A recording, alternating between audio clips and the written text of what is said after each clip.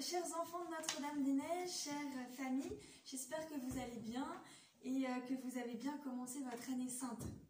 Alors, pour trouver une histoire de la Sainte Vierge à vous raconter, j'ai sorti mon livre préféré, très gros et très vieux, qui s'appelle Les Petits Bollandistes, et j'en ai trouvé une super à la page 171, et donc je vais vous la raconter. Alors écoutez bien parce que vraiment c'est assez extraordinaire.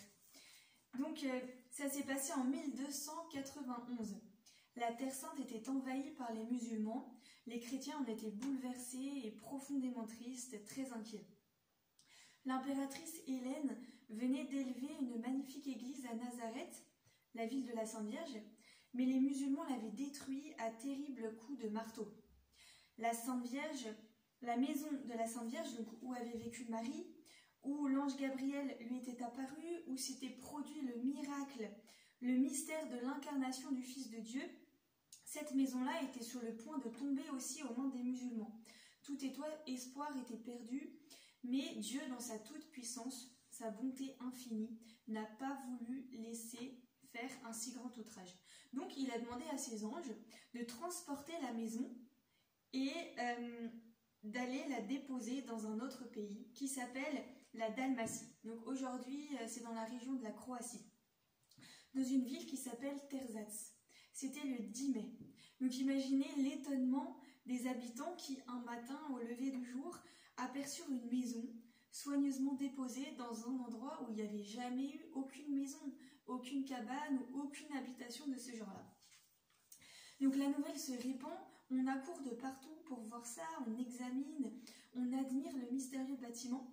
Donc la maison est construite en petites pierres rouges et carrées, liées entre elles par du ciment. Et dans cette région-là, on n'a jamais vu ça. Elle a l'air d'une autre époque, d'un autre pays plus oriental et beaucoup plus ancien. Et ce qui est incroyable, c'est que la maison est posée sur la terre nue, sans aucun fondement. Normalement, pour qu'une maison tienne bien, il faut qu'elle soit profondément ancrée dans le sol. Là, c'est pas du tout le cas. Et quand on entre dans la maison, la surprise augmente encore. Le plafond est en bois, peint en couleur azur, comme le ciel, parsemé ça et là de petites étoiles dorées. Une large porte sur le côté permet d'entrer. À droite, une étroite et unique fenêtre. Sur les murs étaient peints les événements mystérieux qui s'étaient passés en ce lieu, donc l'Annonciation, l'incarnation. Au milieu, un autel qui est construit en pierre avec une croix qui a l'air très ancienne. Et près de l'autel, une petite armoire, toute simple, avec quelques ustensiles pour le ménage, le repas, la cuisine. À gauche, une espèce de cheminée surmontée d'une niche où est placée une très belle statue de cèdre qui représente la Sainte Vierge Marie qui porte l'enfant dans ses bras. Donc la stupeur est générale, tous se demandent quelle est cette demeure et comment elle a pu se retrouver là. Donc tous s'interrogent, personne ne peut répondre, jusqu'au moment où débarque l'évêque Alexandre. Et là, la surprise redouble, parce que en fait, l'évêque Alexandre était gravement malade.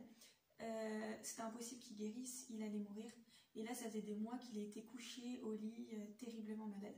Et là, tout le monde voit arriver l'évêque Alexandre en pleine forme.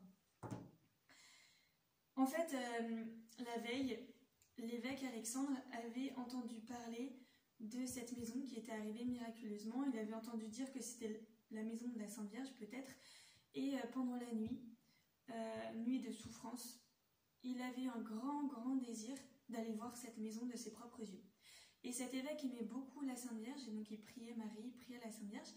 Et tout d'un coup, le ciel s'est ouvert, et il a vu la Sainte Vierge au milieu de tous ses anges. Et la Sainte Vierge lui a parlé d'une voix toute douce. Elle lui a dit: « Mon fils, sache que cette sainte demeure apportée ici est la maison où je suis née et où j'ai reçu mon éducation. C'est là qu'à la nouvelle apportée par l'ange Gabriel, j'ai conçu par l'opération du Saint-Esprit le divin enfant. C'est là que le Verbe s'est fait chair. Cette maison aimée du ciel a été pendant des siècles à l'honneur en Galilée, à Nazareth, mais aujourd'hui elle est privée d'hommage. Donc elle est passée de Nazareth à cette contrée où vous vivez ici. » que tu sois le témoin de ce miracle, reçois ta guérison, et ton retour subit à la santé au milieu de cette si longue maladie fera croire tout le monde au miracle. » Et puis Marie disparaît. Alors l'évêque, tout de suite, donc la fièvre retombe, il sent qu'il va mieux, il se lève, il court à la maison, à genoux, devant la statue de Marie. Il prie de tout son cœur, la remercie déjà de sa guérison et aussi de ce miracle, de cette maison qui est arrivée là et de ce que lui a dit la Sainte Vierge. Voilà. Alors le gouverneur de la cité, de la contrée, qui s'appelle Nicolas Frangipane, est parti en guerre. Il est absent. Mais à peine il reçoit la nouvelle qu'il quitte le camp, il veut voir ça de ses yeux. Donc il arrive et lui c'est un homme très prudent, il envoie 4 hommes de confiance aller voir à Nazareth ce qu'il en est exactement. Donc voilà le rapport qui a été confirmé par un serment solennel par ces 4 hommes.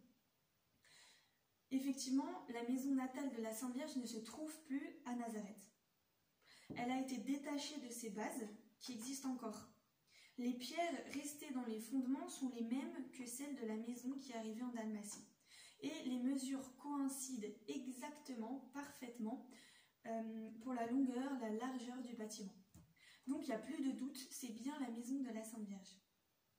Donc rapidement, les pèlerins accourent de partout pour venir la voir, pour y prier, jusqu'au jour où, 3 ans et demi après son arrivée, la maison de Nazareth, portée par les anges, s'élève de nouveau dans les airs, à la grande tristesse des habitants. Il l'a regardé s'éloigner, tout désolé, en pleurs et tout.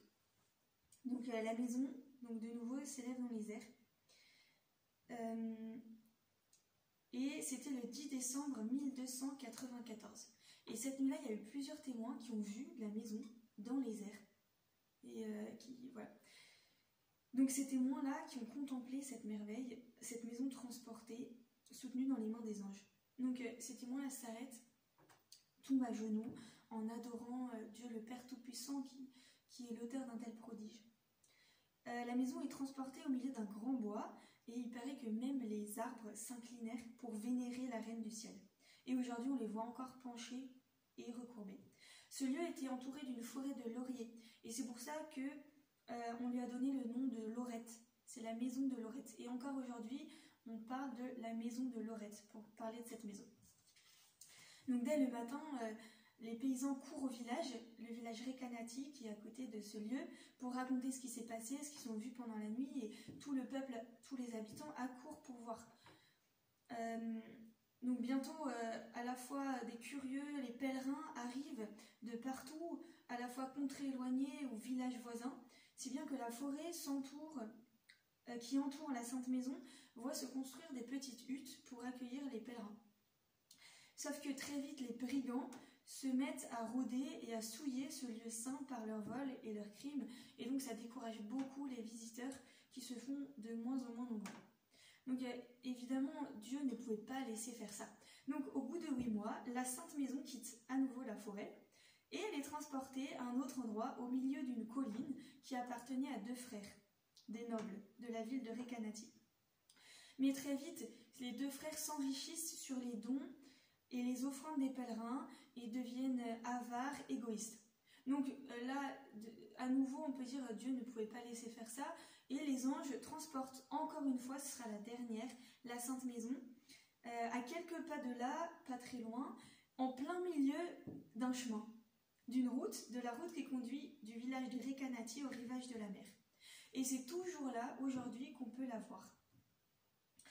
Bon, mais les habitants de la ville, Recanati, étaient un peu anxieux parce qu'ils voyaient bien que la Sainte Maison avait l'air un peu fragile, un peu faible avec ses murs, donc posés comme ça, simplement, sur ce chemin, sur cette route, et sans aucun fondement.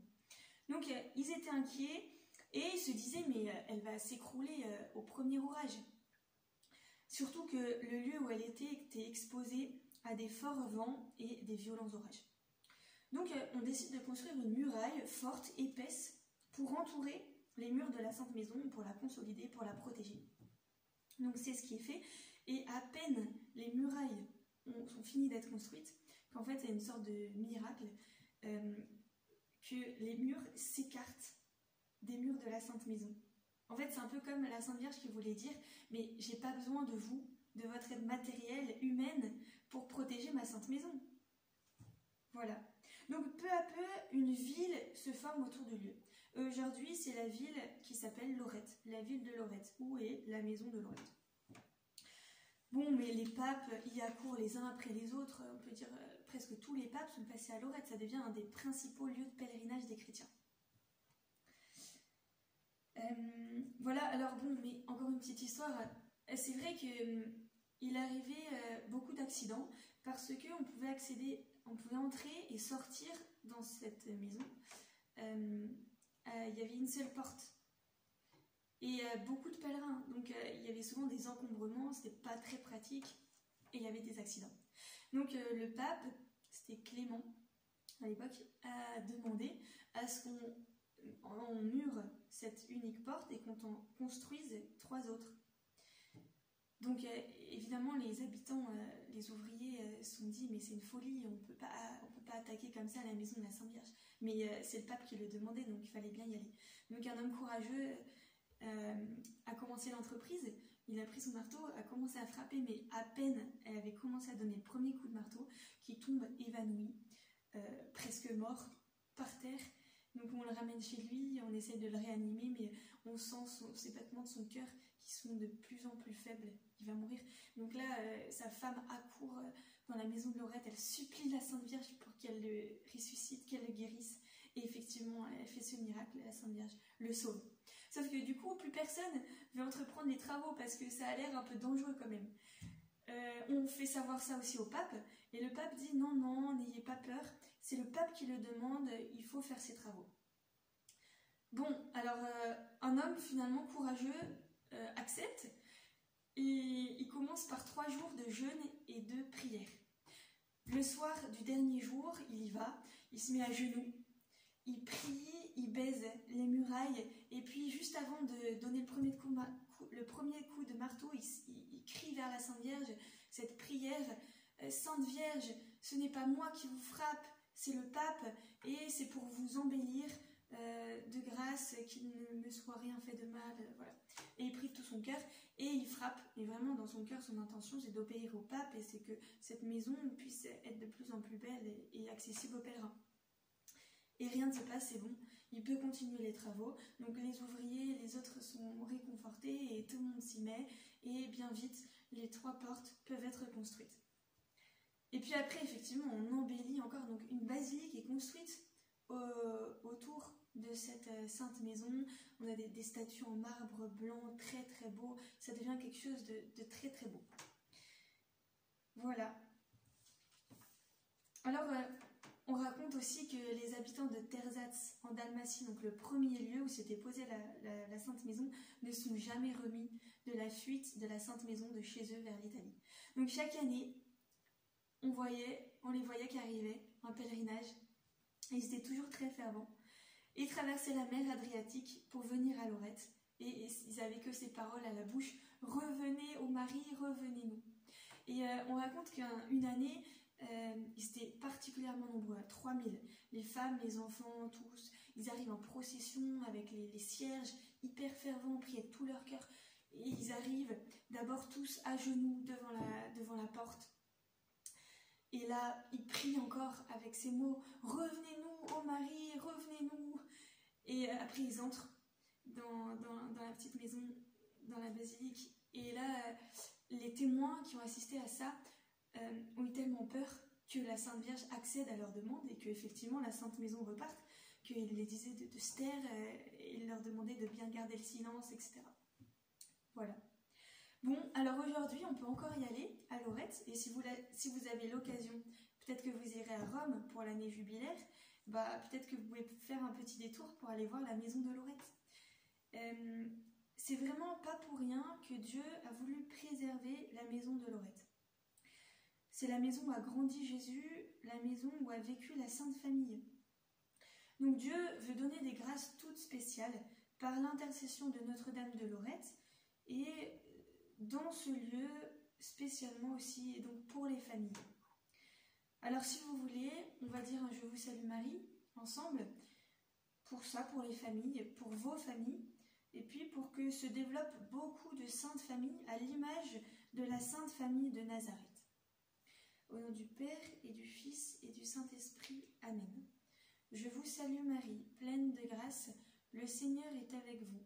Vous êtes bénie entre toutes les femmes, et Jésus, le fruit de vos entrailles, est béni. Sainte Marie, Mère de Dieu, priez pour nous pauvres pécheurs, maintenant et à l'heure de notre mort. Amen. Notre-Dame de Lorette, priez pour nous. Sainte Famille de Nazareth, priez pour nous. Et aujourd'hui aussi, on fête la conversion de Saint Paul. Alors, Saint Paul, priez pour nous. Alors, à très bientôt. On vous confie bien à Notre-Dame des Neiges, à Saint-Joseph.